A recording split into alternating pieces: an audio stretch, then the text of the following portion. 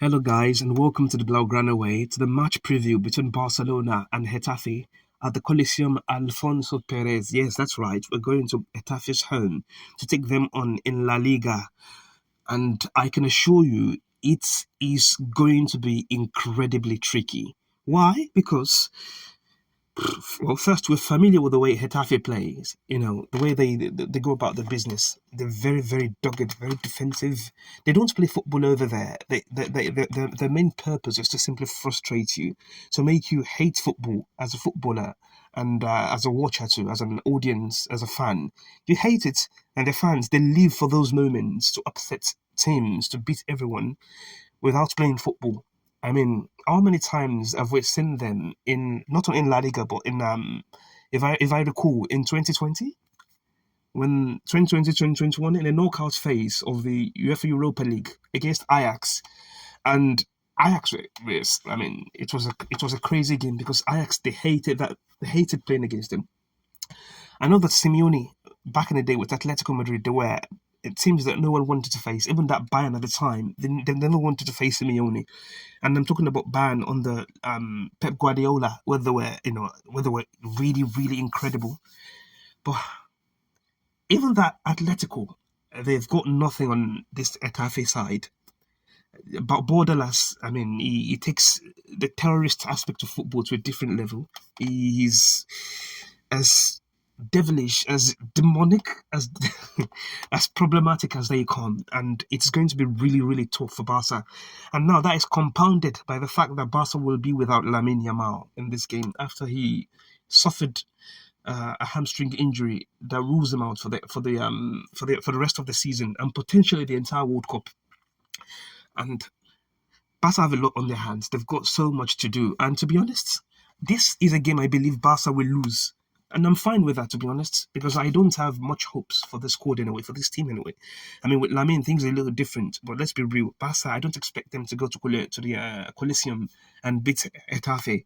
Even in the best of times, a draw is always the kind of is always the kind of result that you'd be lucky to get.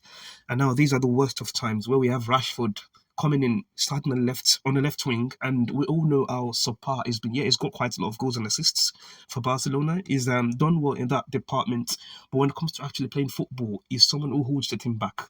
He doesn't defend. He's lazy off the ball. He's ineffective basically on the ball, but he does get the goals and assists, the occasional goal and assist. And in that sense, Marcus Rashford, there is no choice. It looks like he's going to start. And on the right, we have Rooney Badji, who, for me, he is a good player. A good player, but he lacks rhythm because Ansel Flick has not trusted him all season, and now he has to come on for Lamine Yamal, and well, he'll do his best. I believe he'll try, but I don't think it will be enough. Not yet. Not with for someone who's hardly played football for so long. It's not going to be easy, and this, I believe, is one of the from the consequences. I mean, Barca will have to experience, to suffer from Hansi Flick not resting key players when he needed to, not resting Pedri, Lamine Yamal. And even now, we know that Cancelo is out, Bardo is coming in, and it doesn't look as explosive as he used to. I mean, maybe it's the injury that he suffered and that he hasn't fully recovered. Maybe it's something else, but I don't know. This Barca, they're in low spirits this time, and there is the small fear. It is small. It is not.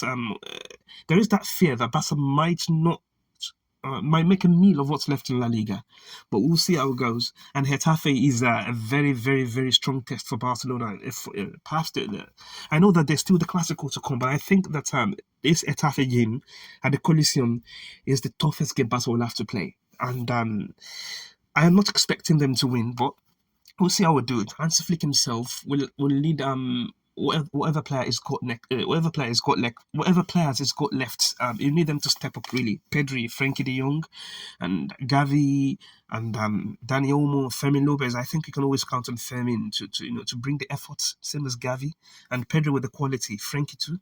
Olmo has been he's been decent in the last few weeks, and even Ferran Torres is proven to be dangerous these days. And that is good for Barcelona. It's just I don't think it will be enough at the Coliseum, especially when they attack down our right side, and Kunde hasn't been great these days. But I don't blame him really. He's a centre back, not a full back, and even in his best of times, he stated that he didn't feel comfortable playing at right back.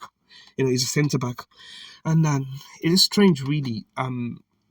What Barca are going will be up against, and it's not going to be easy, but we have to do the best we can. And even if we do end up not winning this game, there are still other games left, and you can pick all the points we need from those games.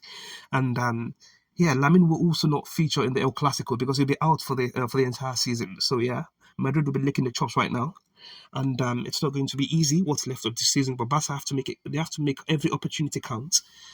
I don't think Barca will play well tomorrow because we typically don't play well at the Coliseum. But they've got to. I mean, they've got to take the chances when they get the opportunity. A draw will be very, very valuable for Barcelona tomorrow.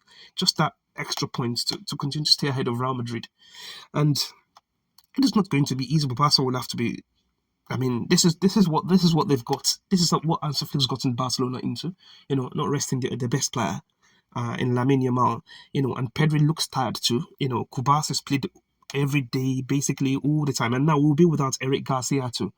So everything just gets worse and worse and worse for Barcelona, and truly, well, we'll see how it ends tomorrow. This is going to be a short preview, so well, we just hope that Barcelona escape Coliseum without losing.